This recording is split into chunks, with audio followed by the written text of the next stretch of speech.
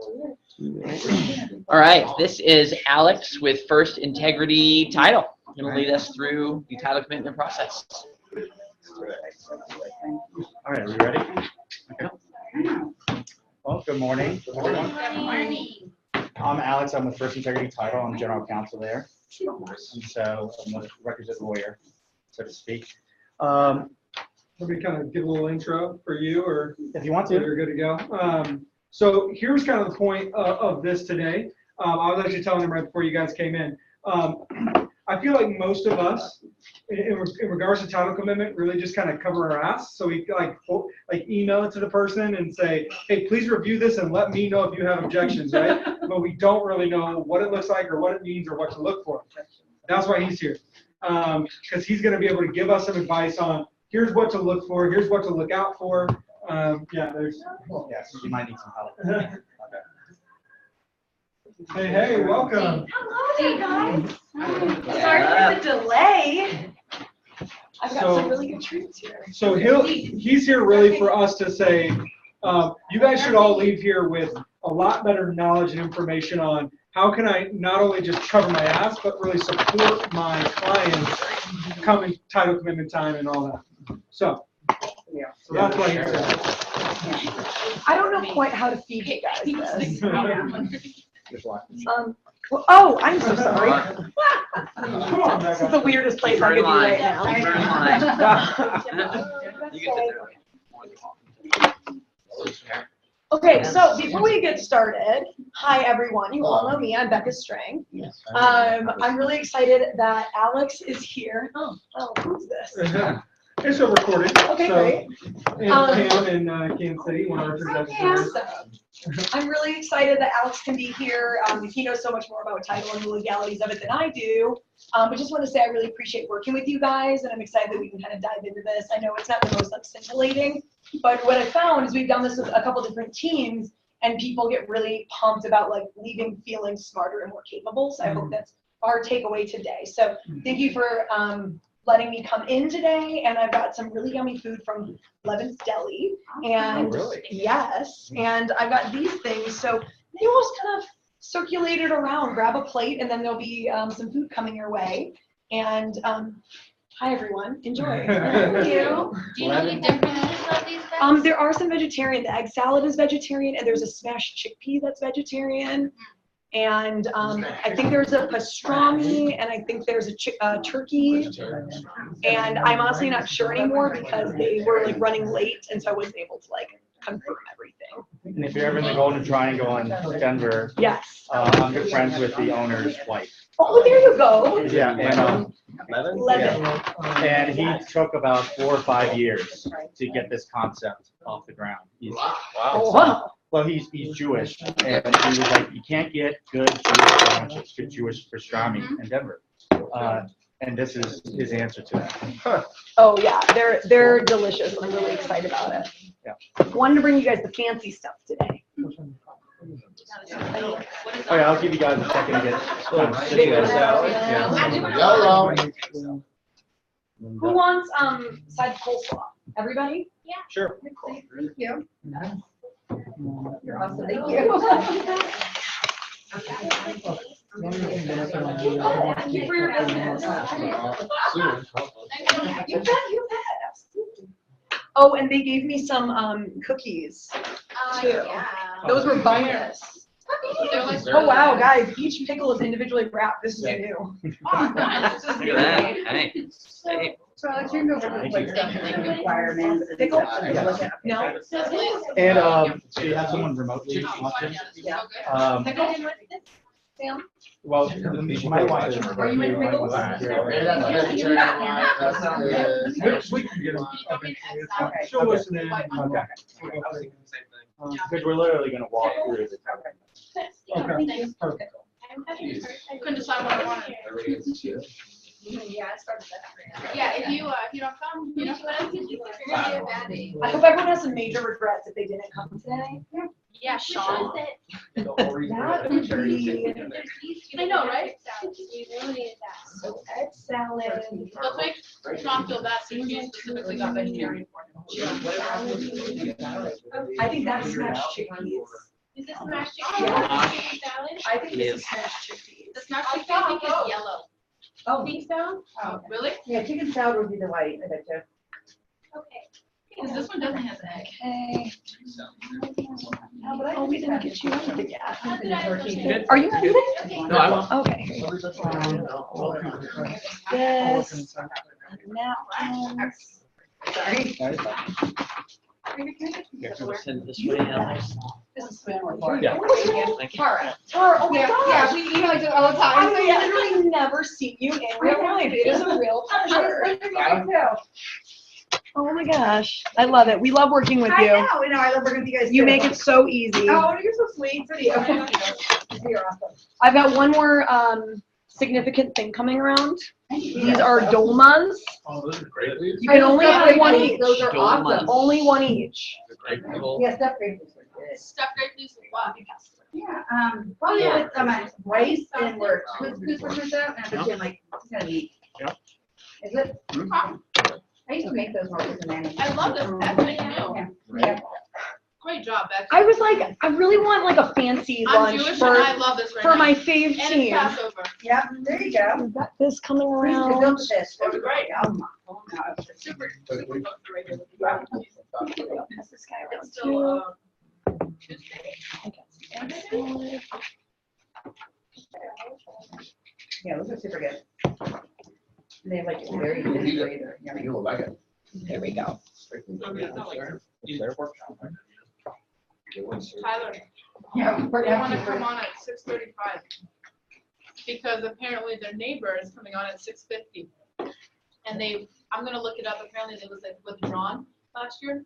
And I was gonna see how it compares, and they're like, he's coming back on at 6:50, so like, it will look really good.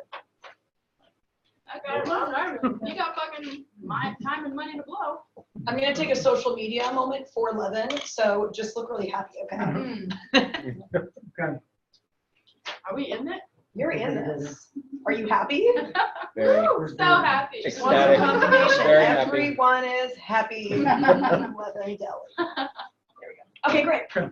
Where are the sandwiches again? Right here. There. Oh, okay. Okay, it's too. like- You're like, I won't I confirm know. I'm happy. I have not had a sandwich yet. I don't have one, It's so. good. So you'll do it. I'm having your toast. Dude, I think everyone should take Do we think notes this from is Becca egg on how many salad? foods they offer. Yes. Yeah.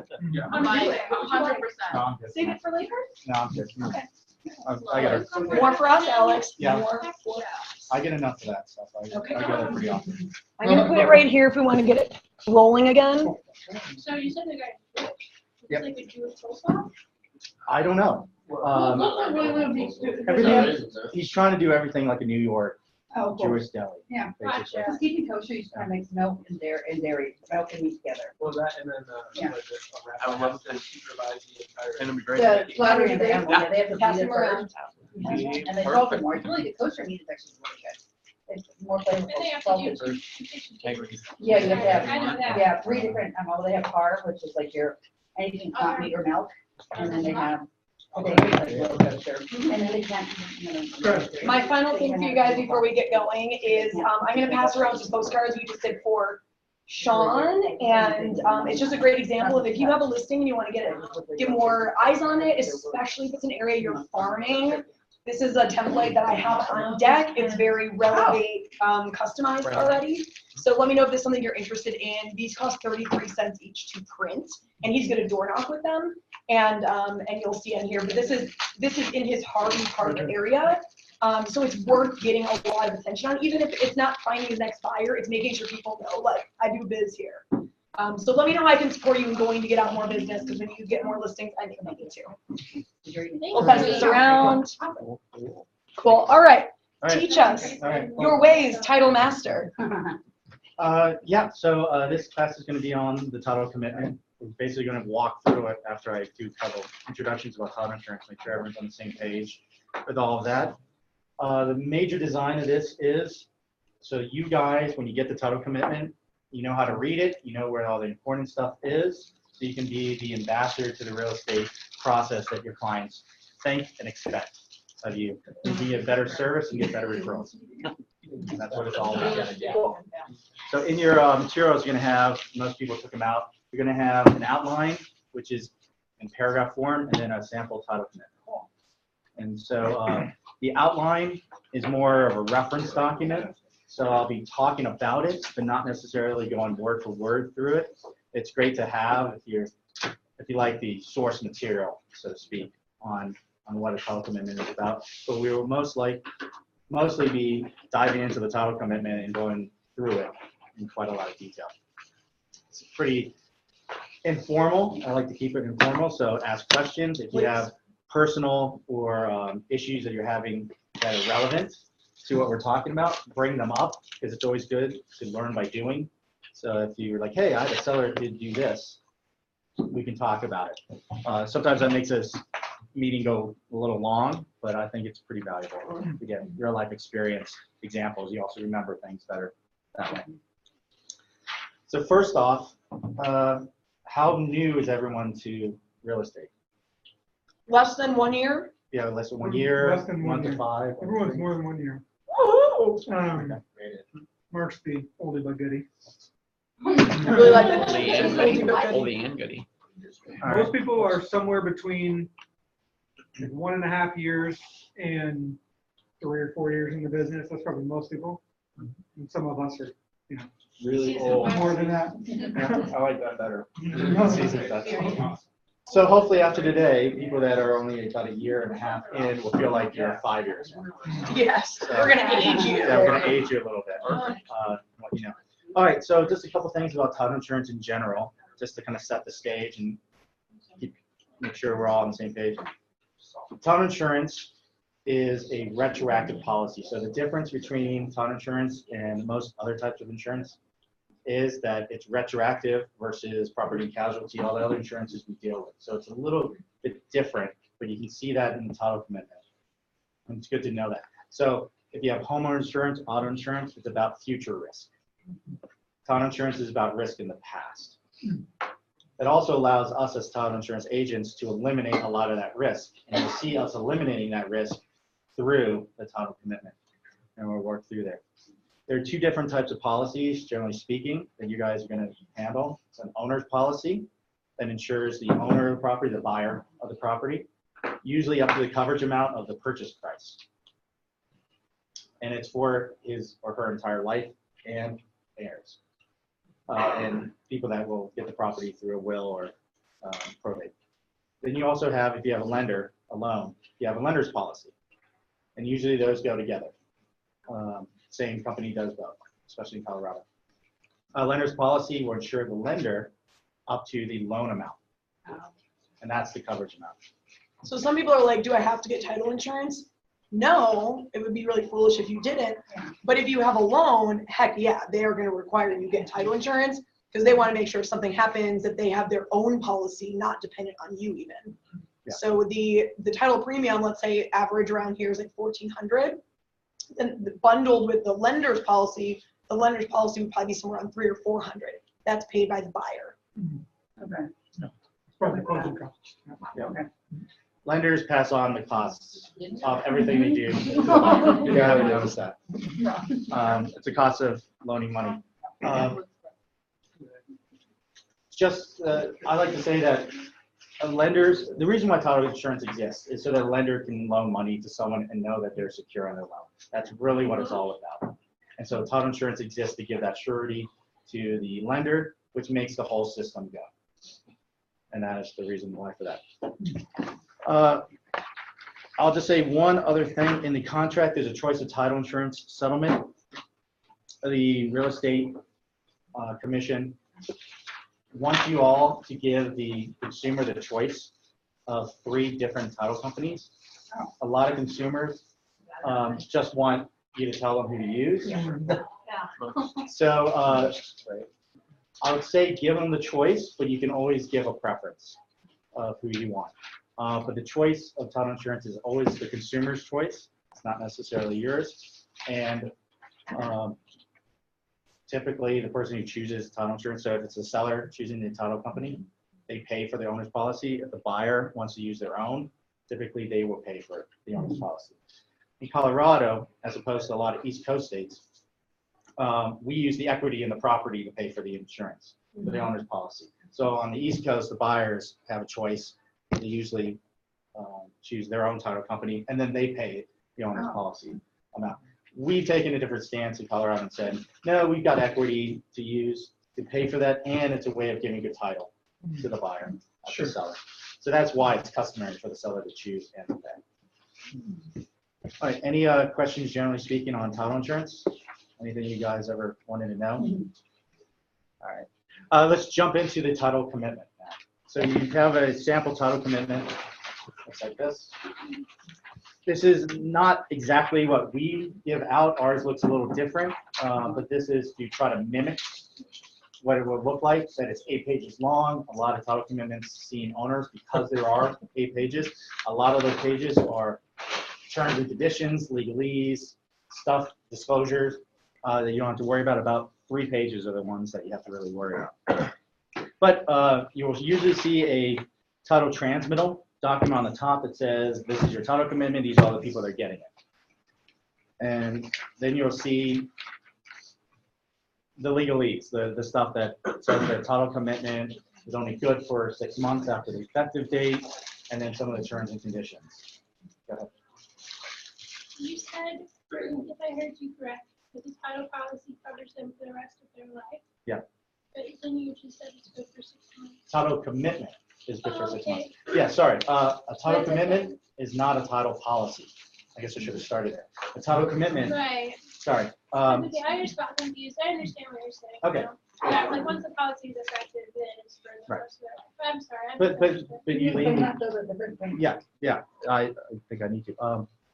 The title commitment is just a commitment to ensure upon certain requirements being satisfied. And then if those requirements are satisfied, even if you do not get a policy, it's like a policy has already been issued. So even if you as a consumer don't actually get a policy, if the requirements have been satisfied, it's a commitment to insure. And so it's not the actual policy, but it's also not an abstract of title. So it won't show everything on title. It will show everything on title that has an effect of insurability. And so that's another kind of nuance to understand. But a policy is a little different. And if you ever, policies also have exclusions in addition to stuff that's in the title commitment, exclusions from the policy and cover matters. And if your clients are ever wanting to see what the actual policy is, just ask Becca, and Becca will get them a pro forma, which is a sample title policy, so you can see kind of what's covered and what's additional things are excluded if they're interested in that. All right, yeah, so most of these pages on the first 3 pages are just kind of legalese and whatnot. We'll start on the 4th page. So generally speaking, the title commitment is broken up into 2 schedules. Don't know why they call them schedules, but they do. Schedule A is what I call the stats of the insurance policy. It's going to have all the kind of numbers and the parties of it. Schedule B is broken up into 2 parts, Schedule B1 and Schedule B2. Schedule B1 is a requirements section. Those are all requirements that need to be satisfied in order for a policy to be issued. And then Schedule B2 is the exceptions. Exceptions are all things that are going to be taken, not covered. So if you think about exceptions as not covered, that's the best way to think of it. When I give this talk to attorneys, attorneys make all their money on the exceptions page. Because the more exceptions they take off of that, the bigger the coverage amount. For you all, Schedule B1, the requirements page is going to be where you want to go first. But we'll get to that after we just hit Schedule On A. the listing side. On both sides. Yeah. Oh. Yeah. I would say that when you're on the buy side, you'd look a lot of the exceptions area. You can, but let's say there's something on the requirements page that would delay your closing. You're going to want to know that for your buyer. Because your buyer might be like, well, I'm selling my house. How can this closing be delayed? You know, I might be homeless for a long. I had one that was like a gal that they had just thought had like, this is crazy, but they thought she died, right? And she didn't, and they like owed her like $6,000 or something from like 20 years ago when they bought it, and it never got taken off the title. Oh my They gosh. assumed that she had died because she was like old then. and they had to have her like sign it Yeah. and come back, and like, they just assumed it would be taken off. Yeah, so, Yeah. Oh, that's an unusual one, for sure. yeah. I had one where someone had said someone had died and we had a bunch of requirements. Yeah. And then ended up talking to an attorney for the side. I was like, she's not dead. And I'm like, What the well, it's, hell? it's a loss in translation between the people and the agent and then our closer and then it's translation. Yeah, right. And I'm just like, oh, I'm so sorry. Yet everything we talked about for the last half hour. Yeah. Yeah. She's not dead. Yeah.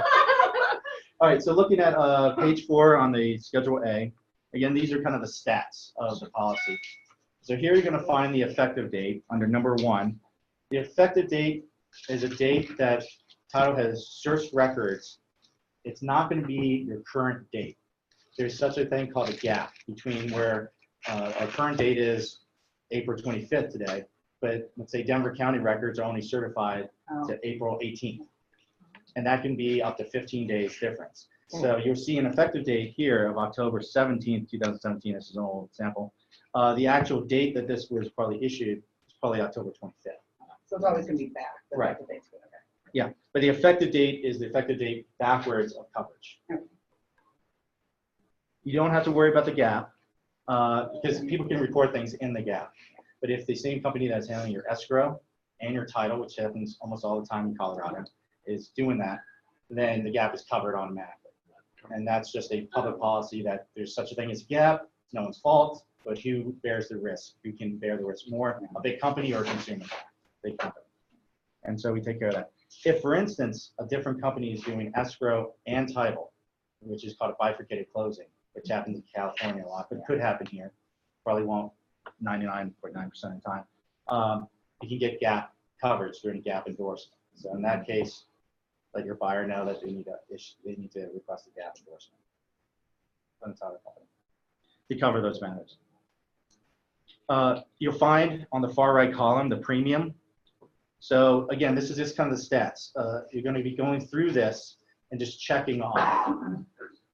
So I would say the first page you go to is Schedule B1, the requirements. After you've looked at that, then you go back to Schedule A and start just checking things off. The premium, this is for you to know, but things you want to check is for the owner's policy. Is the amount of coverage that they list there, the $300,000 your purchase price? If it is, good, check it off. If not, ask questions why. Maybe there was some mistake there. The proposed insured, we're going to be taking that off the contract. So that's the buyer's name. So bill buyer, make sure that that person name is accurate. Okay. And your buyer. Again, just a check off. If you know about the loan amount and you're helping with that, you can check off the loan amount. The loan amount and the policy amount is usually that amount. If it's not, you can ask some questions.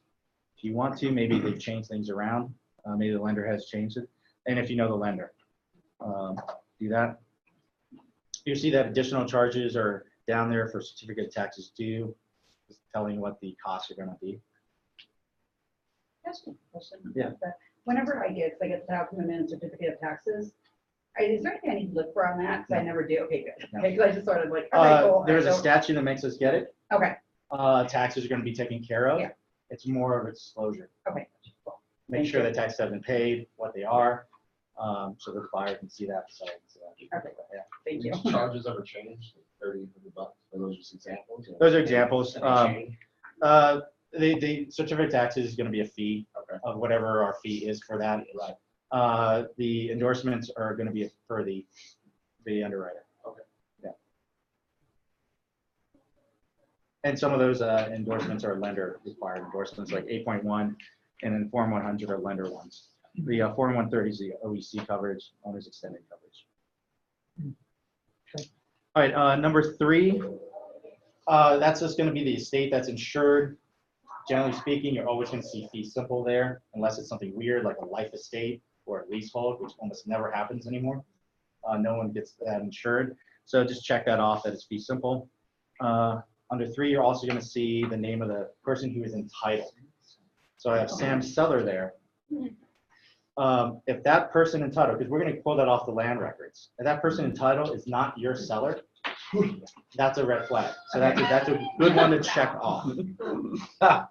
And sometimes it could be that the person in their individual capacity said, Alex Pankinen is selling it, but it's actually in the Alex Pankinen Trust. Yeah. And you just want to make sure what is all that about. Sometimes it's much more complicated. Maybe there's someone who died and they're on title and they have to probate. Or there's some other random issue with title that has Sam Seller and then some random person that used to be entitled but never got off title. And then that will But I lead got to. married, Yeah. which I'm dealing with. I was gonna say, I was thinking about that here, Yeah, yeah. because Beth got married and then the seller got married, so yeah. That's why that they just bring the marriage certificate to the closing. Yeah, and the name That's an change. easy thing. We do a also known as a formal known Yeah, as. okay. Yeah, that should be pretty easy. Uh, And then number 4 will be the legal description.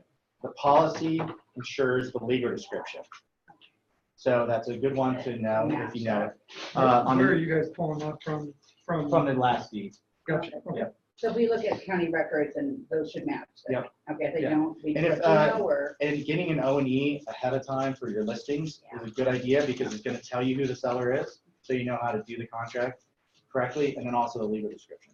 So you're not just going off of what's called a brief legal that is pulled off like the assessor's page and whatnot. And for $5, that's great. It also gives you kind of a heads up for some of the issues that might come down the line. then you still make sure like all the names, everything. are- It may not Right, show all but they things show- Okay, because the it's a OE? quick, yeah, it's Okay. quick and dirty Okay. search. It's not as comprehensive as the total Okay. thing. But it's gonna show you what the Yeah. mortgages are, who's entitled, and then any liens that pop up right away. Yeah, at least you know. Okay, cool. But it may miss like list pendants, may miss court documents, Yeah.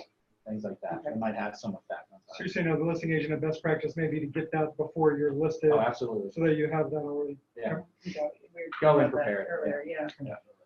Make sure the names match and all that good stuff. Yep. Yeah, $5, yeah. Number 4, which is gonna be on page 5, because you usually break it out on a different page. It's gonna be the legal description. There are 2 types of legal descriptions to look at. One is called lot and block. The example on page 5 is a lot and block. That's just the lot 1, block 2 of such and such subdivision as recorded in such and such plat in Denver County, state of Colorado. Most of the properties you're gonna deal with are lot and block. But if you have some section land that you're working with, or more like rural land, you're gonna get like a meets and bounds, Oh. which is a real long one that says from the beginning at a point, and then a lots of calls. Done that with him before. Yeah. Yep. Out, where was that property at? Where it's like this big of a. South by Colorado Springs. But it was like east, Yeah, yeah. right. Something with C. Can't remember. Uh-huh. Yeah, that was a pain. Yeah, I had to like that. And condos don't have a lot of block, do they? Don't condos don't have a lot of block? No, it's gonna be unit number Yeah. 235 of such condominium plat. That's why I think that was. Yeah, where do I? Okay. But you have to do a lot of block, right? It could, Oh, okay. it just depends on how they're structured. Okay. Yeah, so a lender will look, the townhome is a lot and block, and then it's an actual townhome, and then there's different, like, then it's easier to get FHA financing and stuff for that. Okay. But if it says townhome, but it doesn't have lot and block, it's probably actually a townhome. So there's kind of some interesting ways. There's a lot of gray area. A condo is really, you own the airspace That's right, within a okay. certain amount. Yeah, It's weird. yeah. And so, it just It's like depends. the inside Depends on how the wall. developers develop. Yeah. And what kind of documents. Okay. Meets and bounds is what meets the eye and bounds the property. That's how I like to think of it. I like that. Okay. Yeah. All right, so again, Schedule A would be, let's say, the second thing you look at, and it's really just checking off to make sure that all the data, Yeah. all the stats are right. These first 2 pages have basically just been confirming the data to make sure it matches contract. Yeah. And then if it doesn't, ask questions. Okay. I'm gonna say that a lot. Ask questions. The first person you should ask is your closer. The closer then will ask title if she needs to, but go to your title and then figure it out later. Okay. Always ask title, what should we be doing? And then they should be giving you an idea. Sure. And if for some reason you couldn't get a hold of Sandra, like she's very available, but if for some reason you couldn't, then you call Sonia. If she's not available, then you call me, and I will check in with a different resource if I don't know myself. Yes, I'm always. Right? She's I love really her. good. Yeah. They're both pretty young. Sonia's good too. All right, so when you get the title commitment, first thing you do is you go to the requirements page. when you. Because that is the page that's gonna let you know whether it's gonna be a smooth closing or there might be a delay. Okay. So there are two types of requirements. The first type is if there's some kind of defect on title. There's gonna be a requirement to deal with that defect.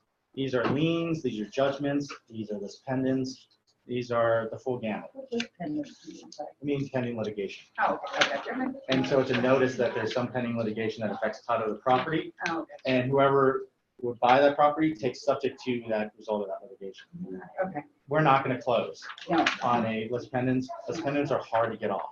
Easy to get on, hard to get off. It's like getting married. Real easy to get married, real hard to get divorced. Right? And so, I look at the Yeah, I would really say- easy to get on. yeah. Good point, yeah. No, Never so, forget it, so. Never forget it. so I'll come back to the liens, because that's a big one. The other one, other type of requirements are requirements for things that the title company needs to issue the policy. So are there any affidavits the company needs? Are there any surveys, ILCs to issue title? If the buyer or seller is an LLC or a trust, there's going to be documents that the Okay. company needs to find out who should sign on behalf of those entities, those things. Now, The requirements are for both buyer and seller, so they're gonna be from both the buyer and seller, like. it's a requirement to issue title Okay, insurance. so it could be from either party. Who deals with the requirement can be usually the seller, Okay, because they were trying to give clear title, Sure. but the buyer is interested in how it gets done. okay, gotcha, so as the buyer. All this falls under the record title objections. Okay. So it's a good point to say that you should be setting up your objections Mhm. and your deadlines so that they're staggered Yeah. enough, and that when you get record title, you have a long enough time to review it for that. So you can object to anything that's on the requirements page or the exceptions page Okay. as a buyer. And go ahead. Oh, I'm sorry, you're in the middle of saying something. Well, our contracts are set up as a buyer beware contract. Yeah. It's a, hey, I don't know anything about this property, go find out, buyer. And if you don't like anything about it, Mhm. you have lots of objections usually, Yeah. right? And so that's why we have heavy inspections, we have due diligence documents, and we have the buyer ability to eject out on those deadlines and objection deadlines. Yeah. Pretty much all the time. Yeah. So do you, like, the lender gets a copy of the contract, and I know that the title company gets a copy of the contract. The lender that I typically work with is very diligent, I guess, about keeping with the loan objection deadlines, appraisal deadlines, and that sort of thing. Are you all looking at the title objection deadlines, the title, receiving the title documents deadlines and stuff like that? Or is that just like not something you guys track? I don't know how much we track it. We have like basically a 1 or 2 day turn time. Yeah. So, I've I'll- never run into that before, but I just didn't know if you guys had. no, I'm not sure we do. Is the track question, it. are we keeping track of all of your deadlines? No, just like the title, like, are you seeing Yeah. title delivery deadline is this date, so we're gonna Yes. deliver the title by I that believe, date? Yes, and if you sent us a contract right now and it said that title is due tomorrow, Sandra and Sonia would submit it as an extra rush. Okay. Because you can typically expect it's gonna be like 2 to 3 day 'Cause the turnaround. only deadline they need to care about is title delivery Yeah, deadline. that's the only way we're gonna mess up your deal, is like, we don't get that back in time.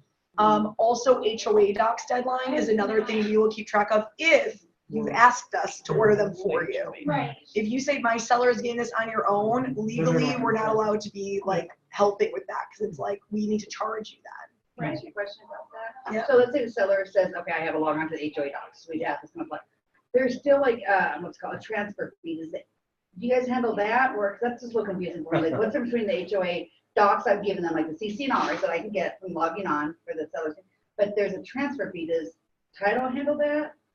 The transfer fee is put on the settlement sheet. Yeah. Oh, The is it? transfer fee Okay. is just the cost of transferring, Okay. transferring the name in the So HOA. that's an extra- That's an HOA dictated fee that just has to get paid. The contract dictates who pays for that. Okay. The contract dictates if it's split half and half, seller or Okay, buyer. gotcha.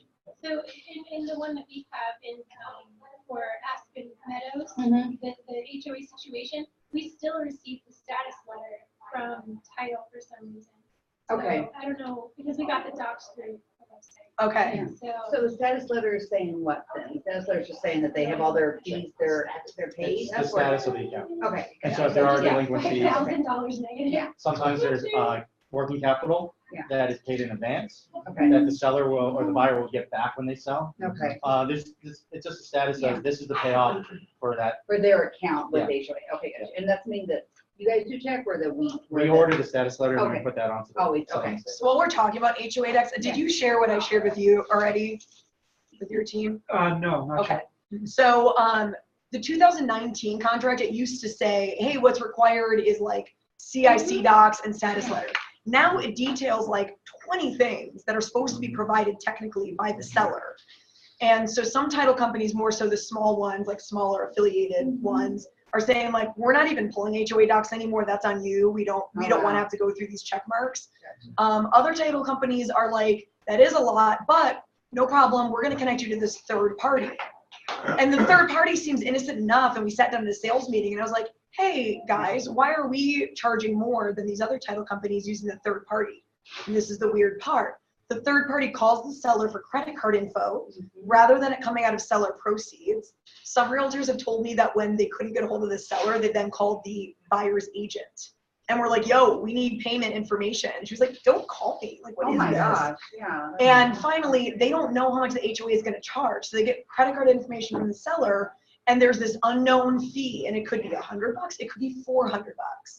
So we've looked at all of that, and we're like, how can we make this easier for our clients? So we said we're going to do a flat rate fee of $165. So, and that's for one HOA, or $250 for 2 or more HOAs. And it's going to be the same as usual, that it comes out of seller proceeds. We pull it in-house ourselves, and we're going to verify that everything is there. And so really nothing is changing on our end of what we were doing. It's your seller can pull it themselves for free, Okay. or they can use us, and it's $165. So the only thing that's changed then. Okay, and then 250, there's two. Yes, 2 or more. Okay. Yep. gotcha. Perfect, yeah. Yeah, just a fun path there. No, I appreciate that. 'cause Well, that's it's good to all know, yeah. Yeah. It's like, I was a little concerning when it's like, oh, the sellers have all this, here's a website. We're not really providing anything, there's no PDF or anything. I'm going to send you all a PDF of that checklist. Okay. And then you can say, hey, seller, you want to provide this yourself? Great. Here's the checklist. Make sure you get all these things from the HOA. Yeah. Kind of put it on them. And then I think you need to go ahead and verify that everything is there, because we will not. Yeah. We're not going to look through and make sure everything's there if you're like, we're taking care of it. So does it break down, like you need like the minutes or the? Yep, the annual minutes, meeting, the whatever, okay. receipts. Okay. good. And there's like 15 other things. So I will Yeah, send if you all of could us that send us, that'd be checklist. awesome. Mhm. So deadlines are super important. Yeah. And to just schedule them down the line so that your buyer, from the buyer's side, from the buyer's agent side, I would think that if I was representing the buyer, one of my major jobs is so that they can have their earnest money back no matter what, to protect their earnest money. So you wanted them to be able to eject all the way up to closing if they can. For that, I would say really review the contracts, really understand how the contract works, how deadlines can be reinitiated. So if we don't get the record title documents on the deadline, whenever we do get them to the buyer then has 10 days. And from that point, so there's lots of those situations where there's an extra 10 days. If something happens, if we update title and we put something else on, a requirement or an exception, they have an additional 10 days. Oh. So the deadline may have passed 20 days ago, but then they have additional 10 So days. that still would cover the rest of our, protect the rest. Yeah, of they could their then earnest object to money, that they new could- title. Okay. You have 10 days to object. So whenever I get a second, so let's say I already have title commitment, a lot of times I'll get another one Yeah. emailed to me. So And if that's anything has 10 days from changed that on it, thing, okay, yeah. gotcha. That's good to know. Yeah, so just understand where those objections, you can object again Where do you That's get that awesome. 10 days from? from the contract. So if you go to, In our contract? right, Okay, yeah, so if you go to, it's I have okay, it I'll here look it somewhere. up later. I got it. Now I can't find it. That's okay, I can look it up later. We can keep going. Oh, there it is, 8.2. And 8.3. Just really dive into those objection paragraphs and understand when things come back on. Because that could make or break your buyers bouncing out. And it's also good to know from the listing side what your potential risks are when that happens. So let's dive into some of the liens part, because those are the things that are going to delay closing. And this is good for both sides, for the listing side and for the sell side as agents. And so let's say it's a mechanics lien. Let's say the seller gets a remodeling to get the property ready for sale, but then they didn't pay the person who either supplied labor or materials. That person puts on a mechanics lien. those things are hard to get off.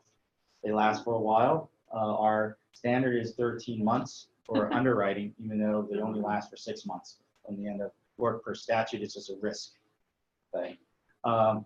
Lots of options here, either paying it off, but a lot of times the sellers say, hey, they either came in and painted, but they did a crappy job, and I had to get someone else to paint, so I wasn't going to pay them the full price. Or they just left because it took longer and they had another job, so they left it halfway done. You know, so there's a dispute like that. Other times, it's just that someone just didn't pay. You can bond around a mechanics lien. That may take a couple of weeks, but you need to get an attorney. So when you see a mechanics lien on both sides, say you're on the listing side, you need to jump in and ask the title company, what are your requirements about this? How long is this going to last? Is this going to delay closing? What are my options?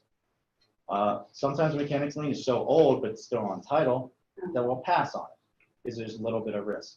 There's small amounts of risk. So if after 6 months and it's old, since they're old and they. It could be our underwriting standard. So we would have to go up and escalate it to our underwriter and say, hey, this is 9 months old. I know 13 months is a standard. Is it okay to wait? Things like that. Okay. But it could require dealing with mechanics lien. And then as a listing agent, you need to go back to your seller and say, hey, seller, there's this mechanics lien on there. Do you just want to pay it? Do you want to get an attorney to bond around it and substitute a bond and have it removed off title? That's going to take a couple of weeks. By the time that you're going to see this commitment, you're already probably a week in to a 4-week closing schedule, right? And so it's a that. From the buyer side, you can object to that. If you're just like, you know what, I actually don't want this property anymore, eject out of the contract. Or objecting, I would say always object to everything that's on title, because then you get the seller to figure out how they're going to fix it through the resolution deadline. And they don't have to resolve it by the resolution deadline. They just need to, say how, so that the buyer can say, yeah, okay, I'm okay with that. And that's for all these liens that we're going to talk about. All these mechanics liens are tough though, and so you got to jump in right away for mechanics lien. First things first, ask title. What does this really mean? What are my options? A lis pendens pops up a lot. Lis pendens is a pending litigation notice that says, hey, there's some litigation out there that's going to affect title of the property. We can't close under that. Lis pendens are hard to get off. There's a very specific way of doing that. You can't just release a lis pendens. No, sure. It's just a notice, and so there's specific ways of doing it. Would those be written like right here? It'd be like number 3 would be. No, it'd be down in like 8. Okay, so. It would be one of the further ones down. Okay. The standards, the standard 1 through 6 are usually standard, like pay us the amount for the policy. Okay. Do this or that. Tell us. Okay, that's helpful. Thank you. I like what Alex said at one of my classes. He said, if you have a good closer, they will reach out to you about what's in that, like a mechanics lien or something. Yeah. And Sandra obviously would, or Sonia, but keep in mind that when you're on the buy side and you're not necessarily working with my team, you don't know if a closer is going to reach out to you about something. So that is why it's great to get this information so you know how to look for things, and then you call up the closer and say, like, what's going on about this. Okay. A lis pendens could delay closing for months. Yeah. For years. They have to wait for this.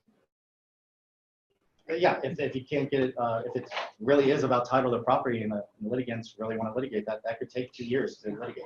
And so that could be a huge delay on property. Might be Well, I was gonna say, is there a certain number of these that you would say, like, these are boilerplate? These Yeah, are all 1 through standard? 6, I would say are always going to be boilerplate. About 7 starts the specific requirements. Okay, that's helpful, because we want to read it carefully, but also want to know. Where to start really looking. Yeah, that's normal. And what I would say, what I've been doing for a lot of people is I look at the title commitment and I'll be like, hey, everything's looking pretty standard. Until there was a gal who didn't notice that there was 2 lenders. So she got her seller a seller's net sheet only including 1 lender and never looked at the title commitment. So I looked at it and said, hey, everything looks standard. So she never even looked at the title commitment. But it's like, well, I guess, in her mind, standard was like, yeah, everything, and didn't realize that at the closing table, her seller thought she'd be getting like $30,000 more just because the realtor didn't realize there was another loan, but title obviously did. Another reason you get an O&E. Yeah. Yeah. Yeah, that's the point. So you know how much is encumbered That'd be property. fun. Does that already include any list pendants that might? It may or may not. It's a quick and dirty title search. And so it's basically automated. And so sometimes these things come up, sometimes they don't. You're definitely going to get the last vesting deed and any mortgages on the property. But judgments that are name only might be hard to get because there's no legal description tied to it. And then list pendants do have legal descriptions tied to it, but this depends. It's just a quick and dirty. It's just how it is. To keep it at $5. Another big one are judgments. So someone has a judgment against them as a seller, that becomes an issue. Those last for 6 years. Again, if you see a judgment, ask the title, you know, what is with this, how long do we have, etc. What do I need to do about it? Typically, I presume those are going to need to get paid. Yeah. Yeah. That's what I've seen with those for the most part. Yeah. And I will say, like, as a buyer's agent, if I see judgments, like things like that I know are going to need to get paid, I'm going to try to do like a quick tax records to make sure they have enough equity to pay those things. You probably object regardless. That lets me know if it's going to be an issue or not. Are they going to bring money to the table, or they still have equity to pay the judgment? So. Yeah, don't be afraid to use your objections. I mean, that's what they're there for. It's to set the process that if you want to eject out, you can, or you can agree to a resolution. That's what they're there for. So don't be afraid if the buyer's like, well, I don't want to be difficult. Like, this is how the contract works. And if the listing agent on the other side is like, oh, you're being so difficult, it's like, no, just give me a resolution and we'll talk about it. Yeah, just make them put on a resolution. We will pay these judgments on closing. Yeah. That way there's no like worry about it. They know the money's going to pop up or not. You know. So. Did you have a question? Already asked it. Yeah, so those are kind of the I toned liens. you out. No. Sorry. Good thing there's a lot of table between us. So you see some other random liens pop up every once in a while, like a weed lien, which is not what you think. It's for grass. Wait, explain that for sure. I used to love the weed liens. Yeah. It's when someone doesn't cut the grass and so comes to cut the cord on. And they put a weed lien on. Whoa. So if you don't cut your grass, they'll cut it for you and then charge you. Yeah, if you're in like the city, county, Denver, proper. So you have like You a put your trash can on the $100, $200 weed lien or something. Yeah. You put your trash can on the wrong side of the road, and the county of Denver well, that's also $200. Yeah. And if you don't pay those, those become lienable. Things like that. So you see some random liens that get on title, and it's just like, How funny. $200. Yeah. So like if it's a $2,000 lien against the property, we can just say that we'll pay it from the first closing, right? Oh, yeah. Same thing with That's HOAs. That's exactly what, And it's sort of like an HOA. Sometimes HOAs should do the same thing. Hey, you didn't cut your grass, so we cut it for you. And charge you. Yeah. And as a buyer's By the agent, way. the best way to protect your buyer is just to object to that and say, I want to see a resolution from you stating that your sellers are going to pay this at closing. Just so that they're acknowledging it's there and that they're going to pay it. It's on the sell side, that's why. Yeah. As long as like we just let them know, like, hey, we're aware of this, and we're just. You want to let your seller know, hey, this exists. Are you aware of this? You're going to pay this at closing. You're good with that? Okay, great. Yeah. Do On we the need sell a side, buyer's that's agent all. now? Unless they object, you know. Okay. I'm exhausted already. Ate like 3 bites. Any other questions about requirements? Because that's really the nuts and bolts is jump to the page with requirements first. If it looks like this page, it's clean. This is pretty clean. I generally look for numbers on the requirements page. Yeah. So if I see numbers, then I know there's stuff. If you get into the 10 or 12, start thinking, okay, there might be something here. It's all going to have, it's going to say like judgment, and then all the, so you can go on the left-hand column, just be like, okay, judgment, and then, yeah, that's a problem. List pendants. And then- there's those keywords, mechanics lien, judgment, list pendants, keep those in mind. And smoke a little too. Well, having the baking powder over here. Speaking of 11 bakers. Got a little high on the lemon. All right. Those are All right. Dense. And then if you want to give the extra level of service, you can go to Schedule B, Section 2, which are the exceptions. There are 2 types of exceptions. There's what's called general exceptions, which are also called standard or pre-printed exceptions. Those are going to be on every title commitment. Those are usually 1 through, let's say, 8. of the exceptions. And then you have a separate bucket, which is called specific exceptions. And those are specific to the property that will list what they are. And there'll be HOA, CC&Rs. There'll be anything that's reported against the property that affects the property. Again, a title insurance company's job is to limit risk. And on the exceptions page, you're going to put just about everything you can on the exceptions page. Again, this is where the attorneys make their money by arguing that certain things don't apply or they endorse over some of these exceptions. The big one for you all is the OEC coverage, and that affects exceptions 1 through 4. Lenders will require a deletion of 1 through 4 on their lender's policy. On the owner's policy with the owner's extended coverage, it's not actual deletions. It is affirmative coverage over certain aspects of the exceptions on 1 through 4. So this is a little bit of the inside baseball of title insurance, is that most of the stuff that's in the OEC won't ever happen. So what they are covering basically won't happen. So a good example is under, see which one is, number 3, discrepancy, conflict in boundary lines, shortage in area. If that was deleted, any kind of discrepancy or any kind of encroachment, either way, from your property onto another or that property onto you, would be covered. When our OEC coverage, it only covers the principal dwelling encroaching on the neighboring property. How many times are you going to build your house that close to the borderline and encroaching on it, right? So the risk is super limited. So when you think about OEC, yes, it's additional coverage, and maybe your buyer wants that, but it's not a deletion. It's not as much coverage as you can get. You can ask for deletions of 1 through 4, but most title companies are going to require an ILC. So they can then see what the property looks like and take exception to all those things that are encroaching, right? And so it's another $265 closing cost to your buyer. If you do that, you get maybe a little bit extra coverage. ILCs are not a survey. They're a quick and dirty drive-by of what the property looks like. I could show you 3 examples of ILCs on the same property, and you would be like, that's not the same property. They're actually different.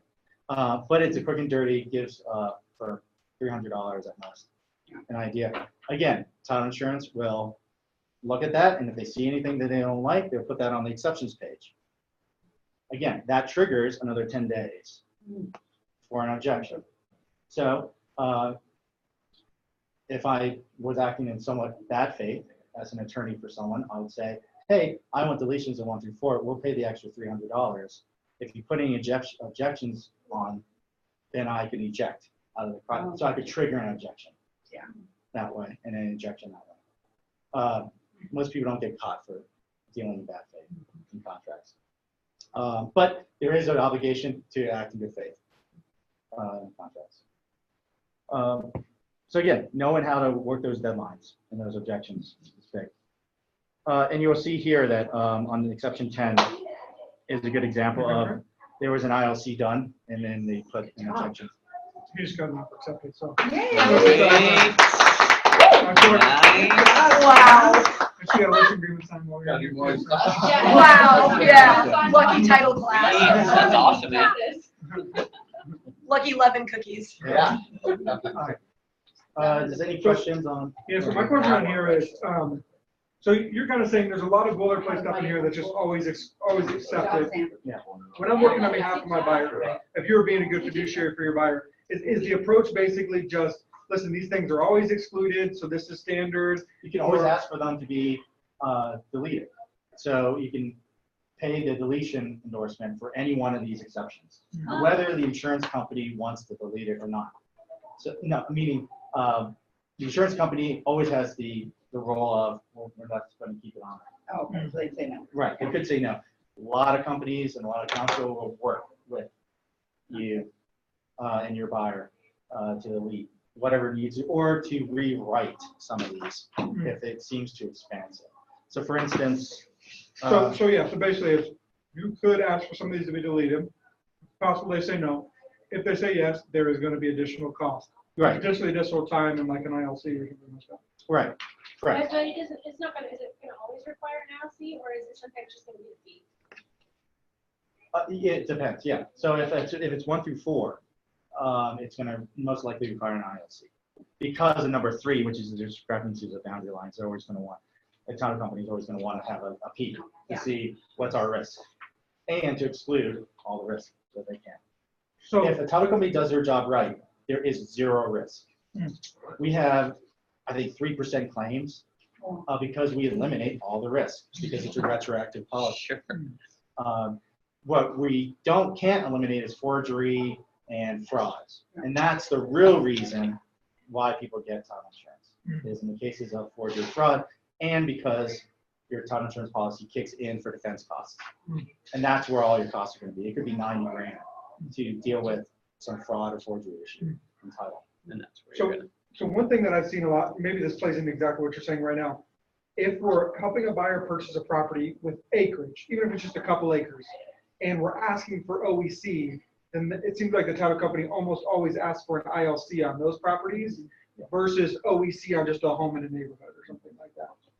Right, well, in general, if it's rural, most title companies ask for an ILC or a survey, because it's not according to a plat, it's not one block. That's been recorded with the county. That's what they told me with the one at Birthday. What would it be about the OEC that would cause them, because I've had several situations where if I don't get OEC, then they don't need ILC on that. Yeah, because of Because well, maybe they're deleting those? Yeah, or- if you ask for deletion, but I don't know. But we're why. not, maybe they're, Yeah. maybe they're assuming deletions on that?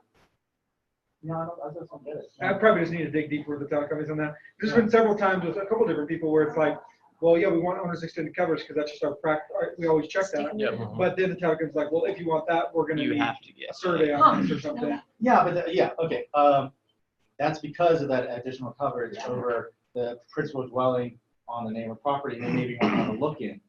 But again, when is that ever gonna happen? Sure, but it's just like their process is. Yeah. You have, So I would push back and be like, there's no reason for an ILC, and then escalate it and see what happens. especially on an acreage Okay. property, I feel like it's less likely that I built my Yeah, property for land. over the property line when I have Yeah. 3 acres. Yeah. than when I have 0.08 acres. Yeah. Yeah.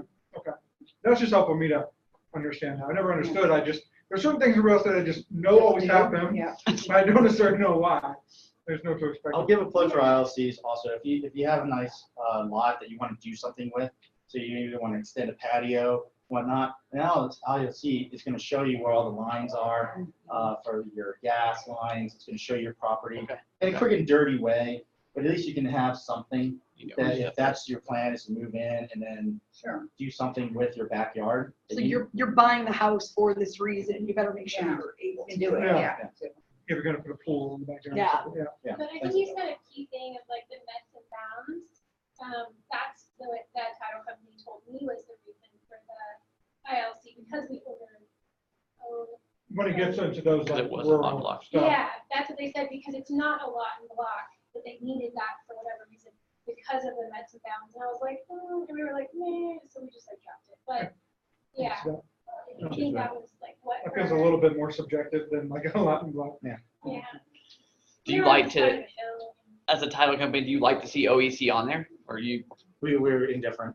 doesn't matter? Like, I'll make some money.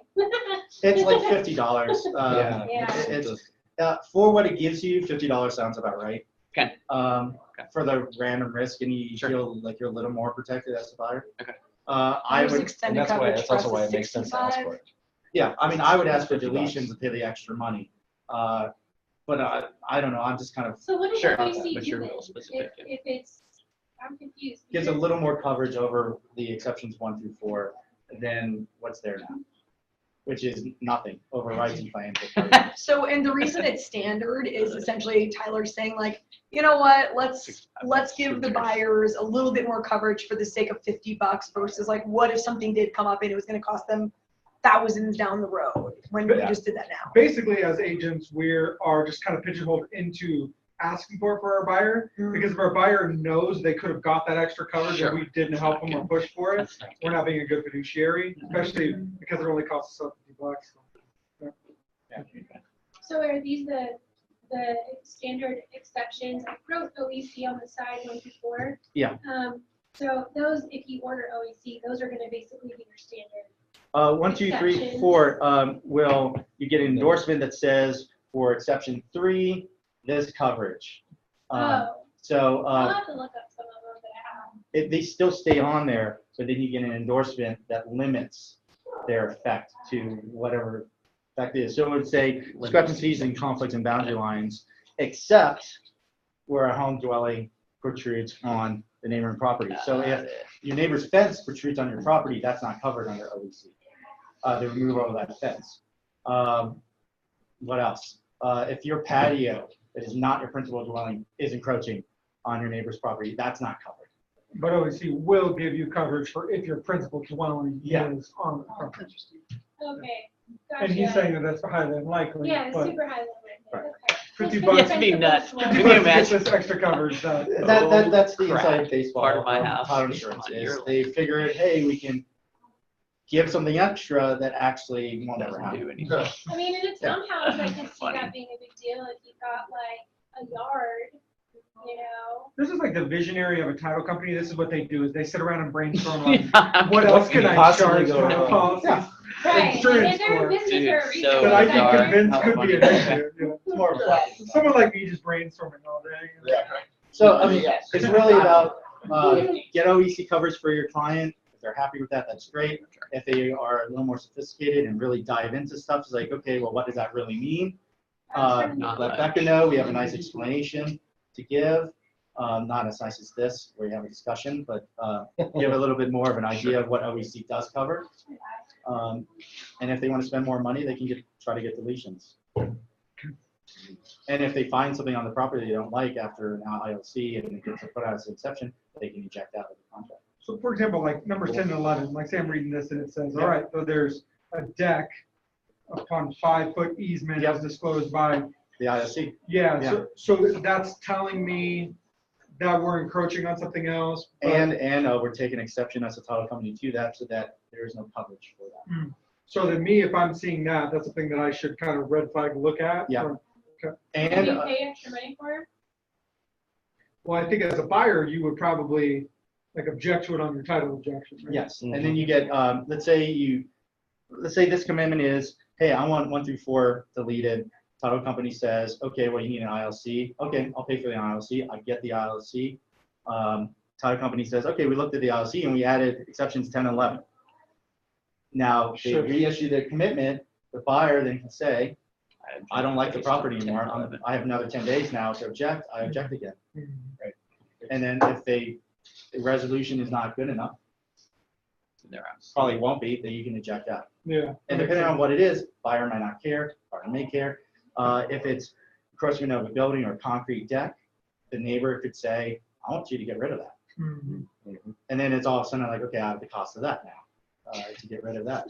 Or it's like, I don't want the house anymore. The deck was the reason why the house lived there. Sure. Or you can ask like the seller to remove it before closing or something? Yeah, you could. That could be part of the resolution. I doubt that would happen. That'd No, be I'm just awesome. saying, like, based on all the crazy answers Yeah, that that you've would come be- up with, that I would be the feel like resolution. that would be Yeah. a resolution. Yeah. Instead No, of no, just backing seller out, I'm trying can- to keep the deal together. Yeah, seller Both can, sides can deal, right? offer whatever resolution the seller wants to do. And if the buyer agrees, then we keep going. Yeah. Then it gets removed because it's no longer, No, no, it No, would it's stay still as stays an there. It's exception. still an encroachment, yeah, it still stays even there. if they remove it.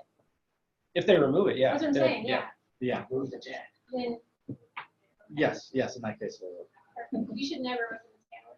Yeah, no, well, This is a rabbit hole, we're all going down. well, But it's good though. devil's 'cause in the good But details. it's to showing the learn. process, it's showing the process Yeah. though, because, Yeah. because when you say remove these, then all it's gonna do is it's gonna say, okay, fine, well, I found all the stuff that's encroaching. So then as the buyer, we can either say, remove the things that are encroaching, or I'm not gonna buy the property, because I Right. don't wanna buy the property with the things. I've never objected to title before, so it's good to know that this is like. I bet people object to title when I'm listening to you. all right, Because you have the best deals. Yeah, yeah. any other real world examples or? No, this is the best part, is when you have real world examples. Well, I mean, so the real world example is just like there was, I think this was more a requirement, not an exception, but I had a buyer's agent object because of one of the requirements, something that the person needed to pay. Yeah. And so like it was a judgment or a lien or something. And so it was as simple as me saying, the seller has this much equity, they agree to pay, you know, and then it wasn't a big deal. on the requirements section. But what I have had pop up a couple times, requirements for the buyer to pay liens or judgments. That can happen. Yeah. So, This is. yeah, this is a good point. And it might be a different person, Yeah. like so you have to do a credit affidavit and stuff like that. Yes, okay, so, that's a good point. Normally, it's the sellers that have judgments, but if someone gets a judgment against me and puts it on the land records, any property that I will ever own afterwards, that automatically attaches to it. If you really. And so when we really search rip them title, off. we search the name of the buyer also to see if there's a risk that all of a Sure. sudden, and that judgment predates our loan and our policy. So it has priority. It's a lien, yep. Right, it has priority on it. So we have to deal with those. So here's my question on that. So obviously, that's saying if the buyer buys this property, then this judgment is here. Or is it saying the buyer needs to pay this before they're allowed to buy this property? The buyer will have to deal with the judgment somehow Before they can buy the property? to get If it's not a insurance. lender. To get title Yeah, insurance on the property? insurance. Now, a lot of times, it's gonna be Rafael Rodriguez. Oh, okay. And there's about 1,000 Rafael Rodriguez's. Gotcha. And so we do a not me affidavit. So it's, you give to the buyers, like, is this you or not? Here's an affidavit. If it's not me.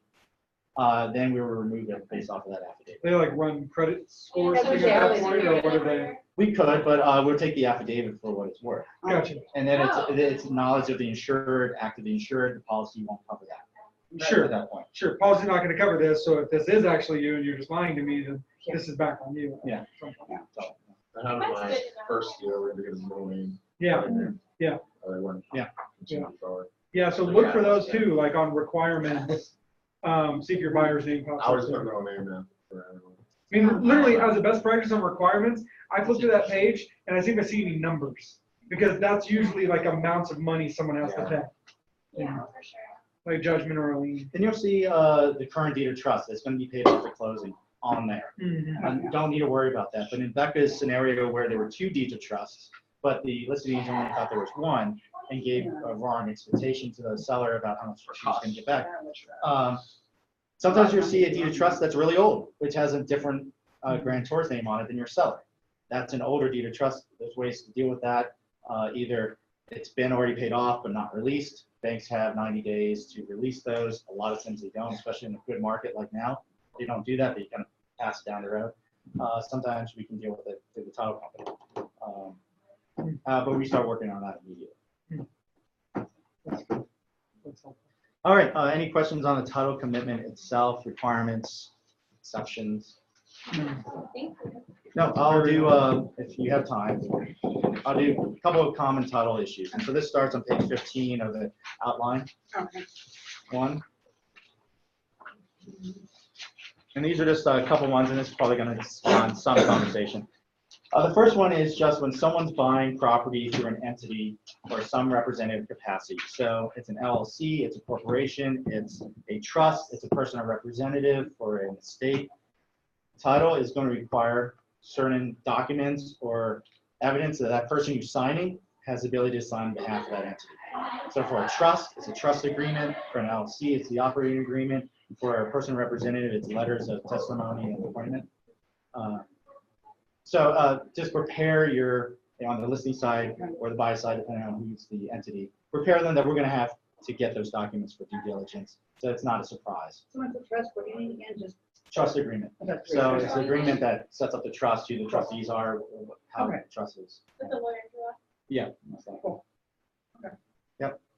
And they said you had to close, and they don't need to do that beforehand? or- Yeah, it's part of the requirements page. Okay, so you'll need that. But it's, Okay. it's good that when you see that your buyer or seller is one of those entities, prepare them that they are going to be asked for the Okay. proprietary documents.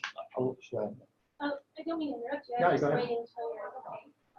So the requirements are all due at closing day. Yes. Okay. Just Usually at we closing, start working not on to them. be before, but- Most of the time, we're working on it between contract and closing. But by closing, they have to be all done with. Okay. Satisfied, so to speak. Yes and no in a sense, because if you have a deed of trust that you're paying off, it won't be technically satisfied until we disperse. But we have the payoff. And so That's what I figured. It's- Like, it's this a was technical activated, Settlement the sheet, so you transfer- know it's gonna get done. So, I mean, it's, to say that it's done before at closing is kind of like a technical, yes, it is, but it isn't.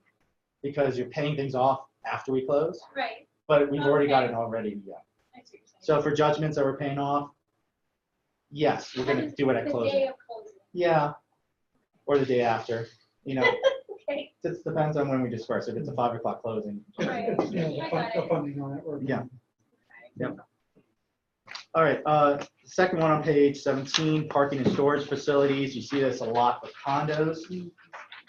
Bane of my existence, parking and storage facilities are almost always differently handled by almost every condo Yeah. association. A lot of times you'll get a buyer that says, hey, there's 2 parking spaces on this. That's the reason I'm getting the condo. If there's only 1 parking space, I will not get this condo, right? If that is the reason why your buyer is buying a condo, make sure that there actually are 2 parking spaces. However it's assigned to that unit. Don't just rely that there's some deed that says that they come with the unit. Because a lot of people will put that in a deed and say, oh, it's a parking space A and B. But it's actually a common element of the HOA, and that person had no right to deed it. Parking spaces sometimes can change hands. Yeah. So it depends on how the HOA handles that. Sometimes the HOA assigns parking spaces as a common element. Sometimes it's a limited common element. Sometimes it's attached automatically through a deed. So it just really depends. So let me clarify on that. So you're saying, let's say I'm listing agent, I think the 2 spaces are owned. So then I put it on the contract, the 2 spaces are owned. Title company's just gonna look at that contract and maybe potentially put it on the deed, and then it gets Depends on- deeded, it gets deeded even if it's not. However the technically owned. listing on the deed is for legal restriction. So let's say it's condo unit 245, et cetera, and parking space A and B, storage unit A. We're just going to keep that as the legal description, because that's the legal description. Whether that is operative, that those parking spaces are assigned and the storage spaces are assigned, it really depends on how the HOA was developed. So it could have a legal description, but not necessarily be true. but- Right. And you And see that's that why a you lot. have title insurance. Oh, but what's title insurance gonna do about that? Yeah. Is it a parking spot? I've seen some claims where it's a big mess. I'm not sure how we handle those. Yeah. Because it takes forever. Yeah. Yeah. We had one back in 2008 when I first started, and I think it was like 5 years later we were still trying to figure it out. Yeah. Oh my So, gosh. So is, That comes, yeah, that's Wow. an example. of is that. best practice Contract check with status. HOA basically? Yes, That's good, yeah. find how they assign stuff, find the latest assignment. So you can, a lot of times HOAs just assign it with this. Don't rely on condo maps. A while back, some thieves would look into the association record documents and they would have a sign on the condo map, this parking space is with this unit. Yeah. So they would see there's no car in that parking Oh, space, they would know yeah. that there's likely no one in that condo. So then condo associations got wise to that scheme. They started recording maps that were false to try to mix it up. So you can't rely Oh on the my condo gosh, maps sure, yeah. anymore, right? And This crazy world we live and in. some units. You make a will say, lot of "Hey, money I've got 2 parking by destroying spaces, every another unit HOA." only has 1. Hey, how about you sell me that condo space for $150? That happened to that one Right. condos, yeah. And that owner may not have had the ability to do that. Yeah. They did, yeah, they did. Right, and then so when the seller for that other unit is like, hey, I do have 2 now because I bought it from this other person. Well, Yeah, did you really? You didn't technically buy it, you just gave him money and he lets you use it. You Yeah. rich it is, what you Yeah. did. That's Somebody a good still, point, yeah. So it's just it's so dive in. If that's the reason you're buying if a condo, dive in to it and then let your buyer know you need to dive into this because this is really important. I can't do everything for you. I can give you a lot of documents about it. You're gonna have to dive in and make sure that that is exactly what Parking, yeah. I've seen parking spaces on sale on the MLS. Oh, Yeah, yeah. Oh, yeah, for sure, totally. especially People think downtown. they're apartments. They're like, wow, Wow, Yeah, $12,000. especially downtown. Yeah, they don't really, Parking's yeah. wrong. Yeah. Middle rights. So the only way to know for sure is to check with the HOA. Yeah, and they may be wishy-washy about it because Yeah. they may not Yeah. totally Yeah, know you don't either. want to be pinned Depends down. who you're talking Yeah. on the HOA too when you call them, yeah. Is that why they changed it in the contract to use only instead of ownership? Most likely, because most condos allow use, either through a common element or a limited Probably common. safe for the listing you did. And to really dive in, you have to look at the entire covenants and restrictions and how it's dealt with there. Those are like 100 pages long, so you gotta like find where it is. It's complicated, but definitely it's an issue that pops up. The next one is mineral rights. We do not insure mineral rights. So if mineral rights is something that your buyer absolutely wants, they're going to need to get an attorney that is an oil and gas attorney or a landman. So basically, generally speaking, mineral rights are not going to be part of this sale. That has to be something separate that you create. Yeah. So basically, every title policy will say we're not. Right. Yeah. We will, on our exceptions page, if we find a sale of the mineral rights, we'll disclose that. But if we don't find that in the land records, let's say it's 1870, it was sold or severed, not going to find that in the land records. We only go back like 40 or some years.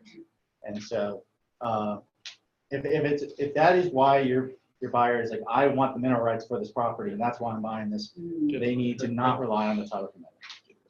So they would just. They would get an attorney. And they They're would super hand it over to expensive. them. Well, or it's never been severed and they are buying the mineral rights. But to know that, you have to go back to patent, which is 1865, whenever Colorado became a state. 1864. So I've had someone on the team had this scenario, I believe, 1876. where the HOA, I think, owned the mineral rights potentially for the neighborhood. So the owners got distributions Yeah, okay. Oh, wow. from like the mineral rights or something. And so then I'm not sure how that's treated on title, if that's just saying Now we- this is part of HOA. Is that or the if one it's- that ranch down in, where was that? I think we had some issues with that. There was a big litigation. Hmm. Might have been. That the developer basically knew their mineral rights, found that there was going to be some oil and gas on it, Yeah. and then instead of severing it to each, I don't know, somehow did something to put into it. Yeah, yeah, it's like the HOA was pumping it, it was a source of revenue for the HOA, and then they were distributing that Yeah. back to the owners. And so then the person buying, this is one of Matt's deals, I'm pretty sure. So then the person that was buying actually got like some money. And so it was a positive, not a negative. It was after the fact, the owner got a check and he was trying to figure out what it was. Yeah. It's like, oh, you get money from mineral. That's that would be nice. Yeah. All right, and the final one is transferring title.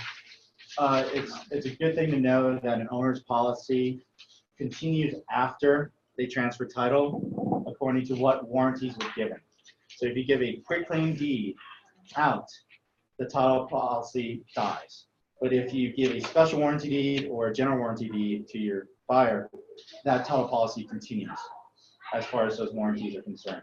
So if the buyer's title insurance company finds something that was wrong with the property, they can implicate the prior insurance policy and not yourself.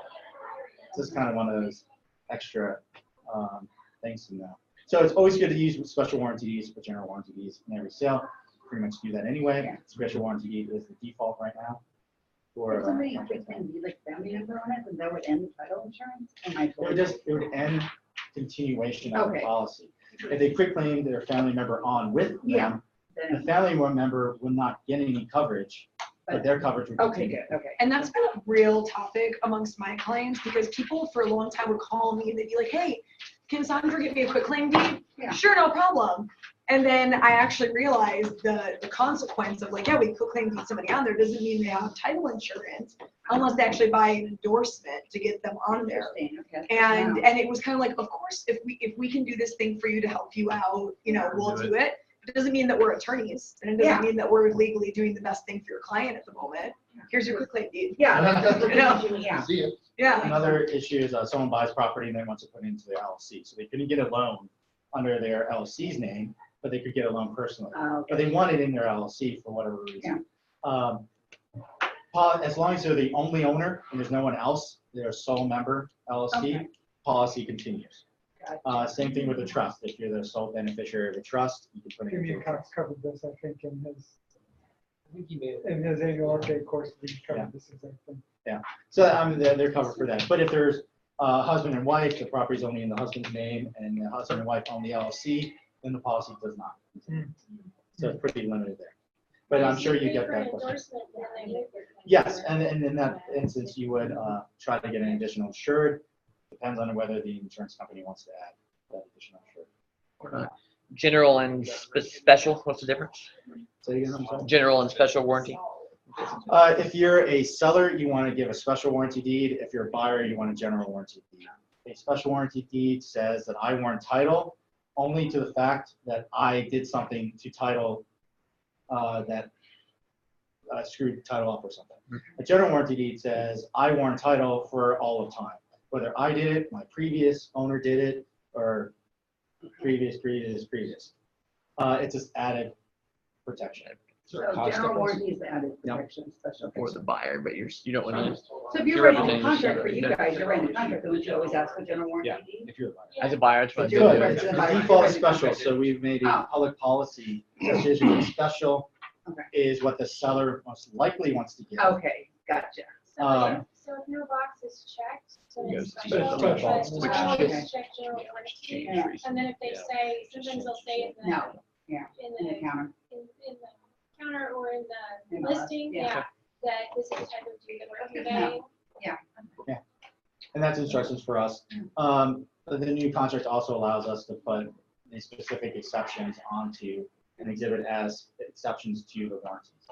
And so that also limits how much the general warranty deed actually covers. So even a general commitment. Great question, this is far off topic, but as what title company, what, this is something I do, is we send amendments over. Is there, can we just send you everything when there's an amendment signed, or you just want something that changes date and price? I mean, what, Normally, we would have the contract, so the amendment's all we would need. so you always need, but any amendment that's created, you want us to send to title? But yeah, we would Yeah. need to see, to make sure that Just we're, Make sure, their okay. instructions There's for not a us. rule of thumb for, okay. Well, they're instructions for us, so if we Okay. don't get them, then. You don't know. What? And who, I mean, usually we try to send out, but whose responsibility is the person that creates the amendment, or the seller, since the seller is the title company? Does it matter? It's I didn't whoever. know, like, who we actually. Yeah, it involved really on. doesn't. Sometimes I've had situations where the listing agent is on vacation, Yeah, and so they're like, the selling agent is gonna send it over, and it's not a big deal, but Okay. it's, I've had quite a few realtors lately who are like, hey, can you write up the closing instructions for me? And I'm like, no, you don't understand what this is. Yeah. You're telling us what to do, and we're gonna follow it. Yeah. And we can help you if like, we'll let you know if something looks crazy, like you put in our closing fee is $600 and it's not. And so, but yeah, so I've had quite a few realtors have asked me that, like, you're gonna send me closing instructions? No, no. you Yeah, send the you closing say that, company yeah. closing instructions. So We it's always an operate, amendment to we yours. operate under written instructions by the parties.